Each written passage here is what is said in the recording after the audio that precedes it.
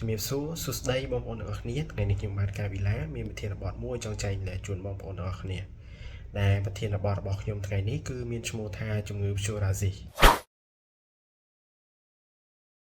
ជំងឺព្យូរ៉ាស៊ីគឺជាជំងឺដែលជួបប្រទះញឹកញាប់និងច្រើននៅក្នុងជំងឺសើស្បែកដែលជំងឺនេះគឺមានលក្ខណៈឡើងបន្ទះក្រហមផ្កាយឈូកឬពណ៌ខ្មៅនៅលើស្បែកហើយពេលខ្លះមានបែកស្រកាដែលស្រកានោះមានពណ៌សឬក៏អាចជាពណ៌ប្រាក់ហើយជួនកាលហ្នឹងគឺមានអាការៈដូចជារមាស់ក្រហាយនិងឈឺផងដែរចំពោះមូលហេតុដែលបណ្ដាលឲ្យកើតជំងឺនេះគឺมันមានជាកត្តាអ្វីដែលជាក់លាក់នោះទេប៉ុន្តែវាបណ្ដាលមកពីកត្តាជាច្រើនកត្តាប្រព័ន្ធភាពស៊ាំប្រតិកម្មជ្រុលកត្តា genetic កត្តាប្រើប្រាស់ឱសថដូចជាពពួក beta blocker កត្តា stress ច្រើនអ្នកផ្ទុកមេរោគអេដស្បែកត្រូវថ្ងៃខ្លាំងដាច់រលត់លើស្បែកអ្នកជក់បារីអ្នកផឹកស្រាឬអ្នកដែលមានទម្ងន់លើសខ្លាំងចំពោះទីតាំងភាគច្រើននេះគឺកើតនៅលើកែងដៃជង្គង់កញ្ចុញគូតប្រដាប់ភេទហើយជួនកាលហ្នឹងគឺអាចកើតមានឡើងនៅលើរាងកាយរបស់យើងឬមុខផងដែរចំពោះរោគសញ្ញានៃជំងឺព្យូរ៉ាស៊ីហ្នឹងគឺមានដូចជាឡើងបន្ទះក្រហម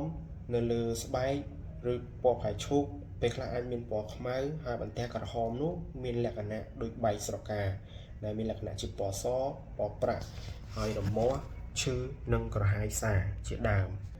ចំពោះការធ្វើរោគវិនិច្ឆ័យនៃជំងឺនេះយើងពឹងផ្អែកទៅលើការសាកសួរពីប្រវត្តិអ្នកជំងឺនិងការពិនិត្យទៅលើស្បែកជាក់ស្ដែងផងដែរ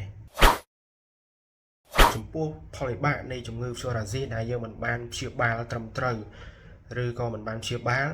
គឺអាចបណ្ដាលឲ្យមានកើតនៅជំងឺតម្រងនោមសរសៃឈាមបេះដូងរលាកសន្លាក់ឡាំរ៉ៃខូចគុណភាពស្បែករលាកពោះវៀនធំនិងកើតនៅមានវិបត្តិនៃផ្លូវចិត្តផងដែរហើយចំពោះការព្យាបាលទៅលើជំងឺសើស្បែកប្រភេទនេះគឺយើងទាមទារឲ្យមានការលាបគ្រីមលាបថ្នាំនិងថែរក្សានិងអនាម័យទៅលើរាងកាយឬលើស្បែករបស់គាត់ជាចុងក្រោយក្នុងករណីដែលបងប្អូនមានស្បែកឡើងបន្ទះក្រហមពណ៌ផ្កាឈូកឬក៏ដោយពណ៌ក្រហមឬពណ៌ខ្មៅដែលមានលក្ខណៈបែកស្រកាពណ៌សឬពណ៌ប្រាក់សូមអញ្ជើញបងប្អូនទៅពិគ្រោះនិងប្រឹក្សាជាមួយគ្រូពេទ្យដើម្បីព្យាបាលឲ្យទាន់ពេលវេលា